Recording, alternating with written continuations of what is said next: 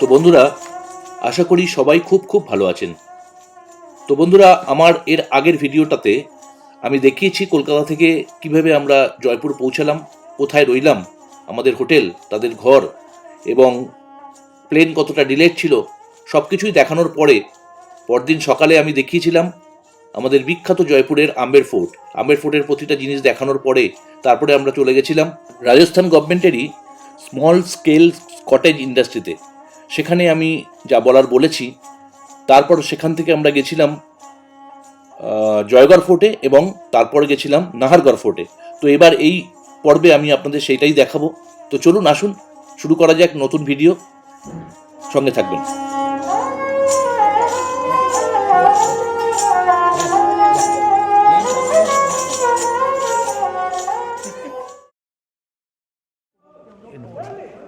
এই গেটটার নাম ডুংরি গেট, আর এইটার নাম হচ্ছে গণেশ পোল। এটা আমরা ঢুকছি এখন জয়গড় ফোর্টে। জয়গড় ফোর্টে একটু হাঁটা আছে, হেঁটে হেঁটে ঘুরবো আমরা। তো এখানে আপনারা গাড়ি নিয়েও ঢুকতে পারেন। এখানকার পারমিশন টিকিট চার্জ হচ্ছে 150 টাকা পার অ্যাডাল্ট, আর তার সঙ্গে আপনি যদি স্টুডেন্ট থাকে তার সেটা 50% 75 টাকা হয়ে যায়। আর গাড়ি নিয়ে ঢুকলে গাড়ির চার্জ হচ্ছে 200 টাকা। গাড়ি নিয়ে পুরো ফোর্ট আপনি ঘুরতে পারবেন। ভেতরে ব্যাটারি কারও আছে, যেটা পার পার্সন 100 টাকা করে চার্জ নেয়। তো সেখানে আপনি যদি 100 টাকা করে চার্জ দেন, সেই ব্যাটারি কারেও ঘুরতে পারবেন। এটা হচ্ছে থার্ড গেট, बलिदान गेट। बलिदान गेट। महाकाली के काल भैरव के बच्चे की बलि चढ़ाते थे ना, हाँ हाँ, वो जगह है बलिदान। अच्छा अच्छा अच्छा।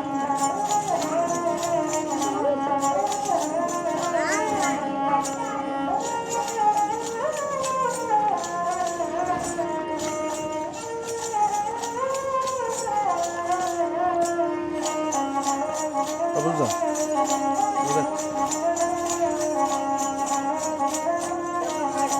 हाँ कैमरा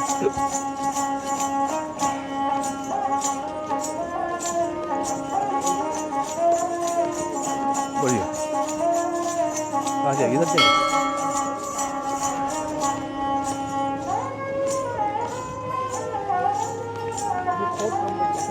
4 नंबर गेट आ गया। 4 नंबर गेट को बोलते हैं हाँ, सिंहपोल। सिंहपोल, सिंहपोल गेट। हो शेर, हाँ हाँ, गेट को क्या बोलते हैं हम लोग जयपुर लैंग्वेज में? पोल। पोल। हाँ इसका सिंह का पिक्चर है क्या? नहीं, हनुमान जी, हाँ सिंह। हाँ हाँ, गणपति जी संगे सिंहेर मूर्ति।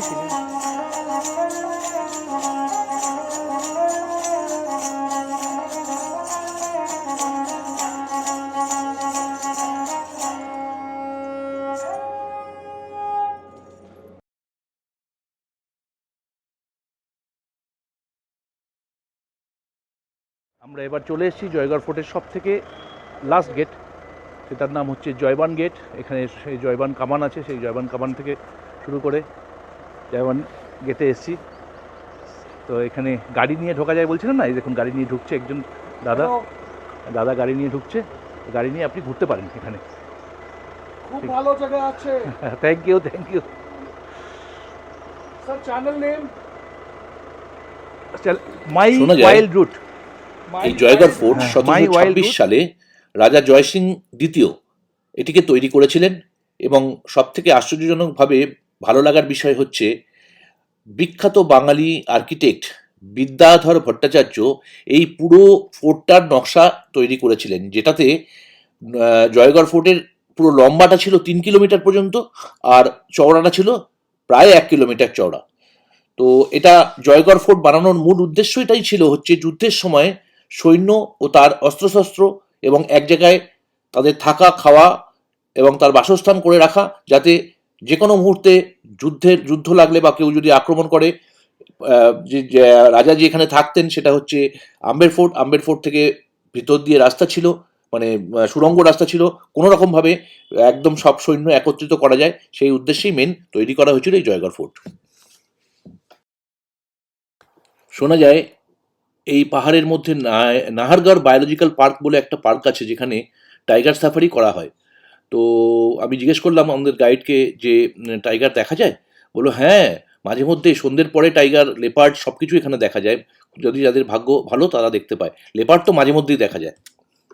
इसमें जैसे नाहरगढ़ बायोलॉजिकल पार्क के पास में ফোর্ট মানে রাজ্যের সুরক্ষা, अभी टाइगर हो সেই জন্যে এই ফোর্টে যত সৈন্য সামন্ত ছিল এবং তাদের জলের জন্য এই পাহাড়ের গা বেয়ে 5 কিলোমিটার দূরত্ব পর্যন্ত ওয়াটার ক্যানেল তৈরি করা হয়েছিল। এবং সেই ওয়াটার ক্যানেল, কারণ সেই সময় পাহাড়ের ওপর দিয়ে বোরিং বা পাইপলাইনের কোনো জলের ব্যবস্থা করা সম্ভব ছিল না, তাই এই বৃষ্টির জল ধরে রাখার জন্য এই ওয়াটার ক্যানেল দিয়ে একটা ট্যাঙ্কের মধ্যে জল আসতো, সেখান থেকে ফিল্টার হয়ে আর একটা জায়গায় স্টোরেজ হতো, যেখানে সেটা মাটির তলায় অবস্থিত এই ফোর্টের মধ্যেই, যেখানে জল ঠান্ডা হতো। তো যাই হোক, এই ওয়াটার ক্যানেল তৈরি করার জন্যে মানে মোটামুটি এর 50 লক্ষ গ্যালন জল ধরার ক্যাপাসিটি ছিল এই ট্যাঙ্কের, এবং 10,000 সৈনিক একসঙ্গে এই জল পান করতে পারত, তার সেইভাবেই তৈরি করা হয়েছিল। তো এই মহারাজা মানসিংয়ের সঙ্গে সেই সময়কার আকবরের একটা চুক্তি হয়েছিল যে এই মানসিং যা রাজত্বকালে যা ইনকাম করবে তার সম্পত্তি জায়গা হবে আকবরের, এবং যত সোনা এনার কাছে থাকবে সেই সোনা হবে মানসিংয়ের। তো মানসিং কি করেছিল, এই সোনাগুলো জলের তলায়, ওয়াটার ট্যাঙ্কের তলায় সংরক্ষিত রাখতেন, যাতে কোনো সৈন্য সামন্ত বা কোনো কেউ যদি দুর্গ আক্রমণ করে যাতে সোনার সন্ধান না পায়। অ্যাকচুয়ালি এই ফোর্টটার দু নামে বিভক্ত, একটা হচ্ছে জয়গড় ফোর্ট, একটা হচ্ছে বিজয়গড় ফোর্ট, কারণ এই ফোর্টটা কোনোদিন কেউ জয় করতে পারেনি। শোনা যায় 1976 সালে সেই সময় যার রাজত্বকাল ছিল এমার্জেন্সি জারি করে 36 ঘন্টা জয়পুর থেকে দিল্লি পর্যন্ত রাস্তা বন্ধ করে রাখা হয়েছিল।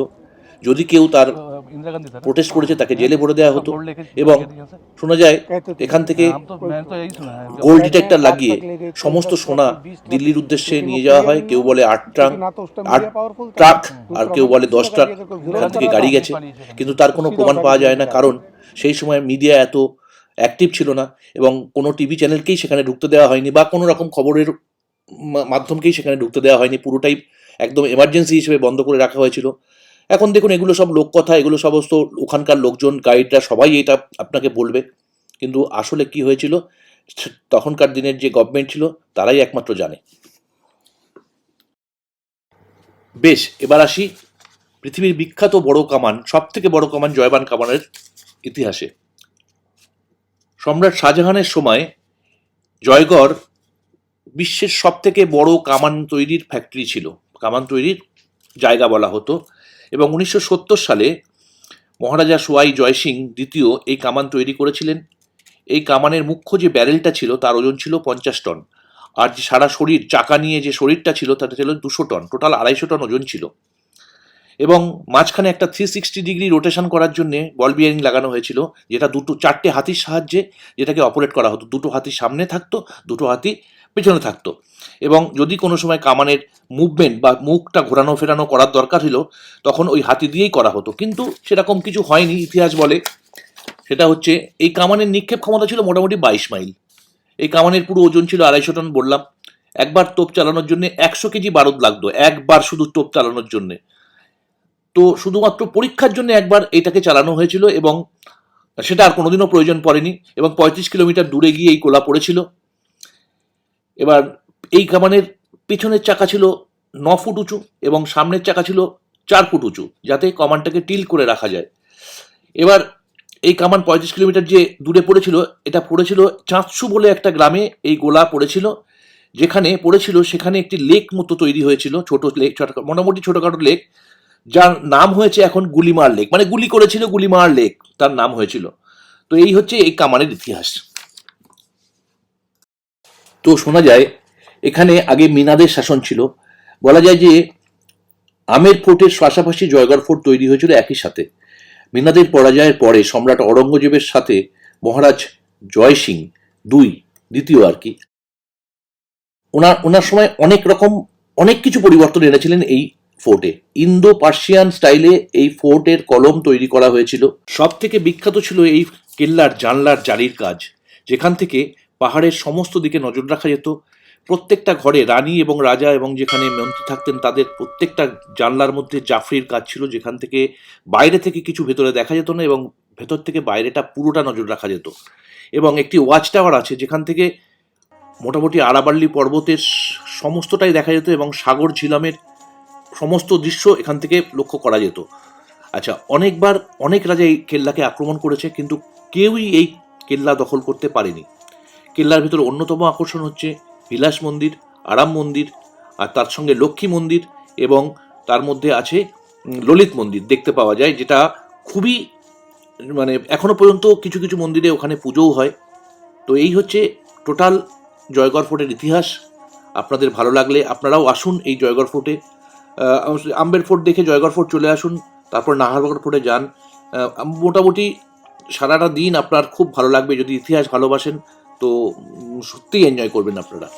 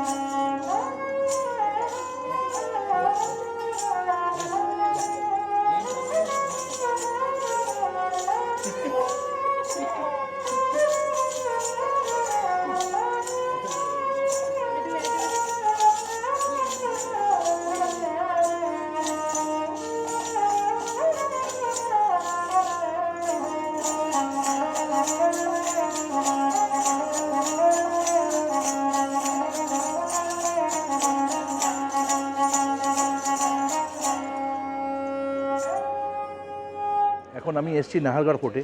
নাহারগড় ফোর্টে আমি আগে কোনোদিনও আসিনি, এই ফার্স্ট টাইম। যতবারই এসেছি রাজস্থানে ততবারই আমি আমের ফোর্ট আর জয়গড় ফোর্ট দেখে চলে গেছি। তো এবার ফার্স্ট টাইম নাহারগড় ফোর্টে ঢুকছি। জায়গাটা ভারী সুন্দর, পাহাড়ের ওপরে জায়গাটা, রাস্তাটা একটু দূর আমের ফোর্ট থেকে। এই হচ্ছে তার এন্ট্রেন্স।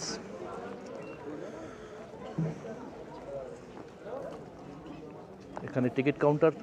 এখানে টিকিটের প্রাইস হচ্ছে অ্যাডাল্ট 52 আর স্টুডেন্ট আইডি কার্ড থাকলে সেখানে হবে 25।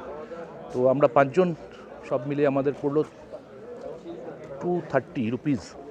তো এখন টিকিট এন্ট্রি করব, করে এখান থেকে ঢুকবো নাহারগড় ফোর্টে। এটা হচ্ছে মেন গেট। মেন গেটের যারা দ্বাররক্ষী ছিল তাদের ওয়েটিং রুম এখানে। আর এখানে একটা টিকিট ঘর মতো করা আছে। আগে এখানেই টিকিট ঘর ছিল, এরপরে হয়তো বাইরে করেছে। 1734 সালে মহারাজা সোয়াই জয় সিং দ্বিতীয় নাহারগড় দুর্গের নির্মাণ করেছিলেন এবং প্রাথমিক ভিত্তি স্থাপন করেছিলেন। শোনা যায় যদিও নির্মাণ কাজটি চিত্তাকর্ষক গতিতে শুরু হয়েছিল, তবুও বেশ কয়েকটি বাধার কারণে কাজটি সম্পন্ন করা কঠিন হয়ে পড়েছিল বলে শোনা যায়। বলা হয় যে রাঠোর রাজপুত্রের ভূত নাহার সিং ভূমিয়া দুর্গ নির্মাণে বাধা সৃষ্টি করেছিলেন এবং রাজা তার লোকেদের প্রয়াত রাজপুত্রের স্মরণে একটি মন্দির নির্মাণেরও নির্দেশ দিয়েছিলেন। দুর্গের দেওয়ালের মধ্যে আপনি এটি দেখতে পাবেন। প্রথমে দুর্গটির নামকরণ করা হয়েছিল সুদর্শনগড় দুর্গ, কিন্তু পরে যুবরাজ নাহার সিং এর ভূমিয়ার স্মরণে এর নামকরণ চেঞ্জ করা হয় এবং নাহারগড় ফোর্ট হিসেবে বলা হয়। নাহারগড়ের অর্থ বাঘের আবাস, কারণ আশেপাশে নাকি শুনেছি কিছু বাঘের কার্যকলাপ দেখা গেছে এবং তার সাইটিংও হয়েছে।